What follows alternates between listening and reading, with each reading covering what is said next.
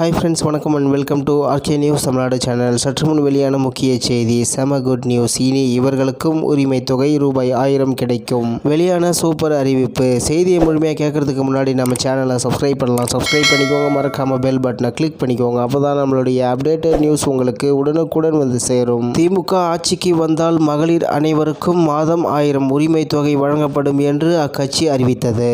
ஆனால் உரிமை தொகை தகுதியுள்ள பெண்களுக்கு மட்டும்தான் என கூறி மக்களை ஏமாற்றத்திற்கு உள்ளாக்கியது. இதனால் அதிர்ச்சி அடைந்த மக்கள் தொடர்ந்து கோரிக்கைகள் வைத்தனர். இதையடுத்து மீண்டும் குறிப்பிட்ட சிலருக்கு மட்டும் உரிமை தொகை வழங்கும்படி, ஆனால் திமுக ஆட்சிக்கு வந்ததில் இருந்து பெண்களுக்கு வழங்கிய நலத்திட்ட உதவிகள் குறித்து அமைச்சர்கள் சிலர் அவதூறாகவே பேசி வந்தனர். இதனால் பெண்கள் மத்தியில் திமுக மீது அதிருப்தி உண்டாகியுள்ளது. தற்பொழுது மக்களவை தேர்தலையொட்டி பிரச்சாரத்தின் போது வாக்குகளை கவர உரிமை தொகையானது அனைவருக்கும் கிடைக்க வழிவகை செய்யப்படும் என அமைச்சர் உதயநிதி ஸ்டாலின் உள்ளிட்டோர் வாக்குறுதி அளித்தனர். அந்த வகையில் மறுவாழ்வு மையத்தில் உள்ள பெண்களுக்கு வழங்கப்படும் என்று அரசாணை வெளியிட்டுள்ளது. மேலும் முன்னாள் ஓய்வு பெற்ற அரசு ஊழியர்களின் மனைவிகளுக்கு இந்த உரிமை தொகை கிடைக்காது என்று முதலில் கூறப்பட்டது. தற்போது அவர்களின் வாக்குகள் ஏதும் திமுகவுக்கு சாதகமாக இல்லாததை அறிந்த முதல்வர் ஓய்வு பெற்ற முன்னாள் அரசு ஊழியர்களின் மனைவிகளுக்கும் உரிமை தொகை வழங்குவது குறித்து கலந்தாலோசித்து வருவதாக தெரிவித்துள்ளனர். அதேபோல இத்திட்டத்திற்கு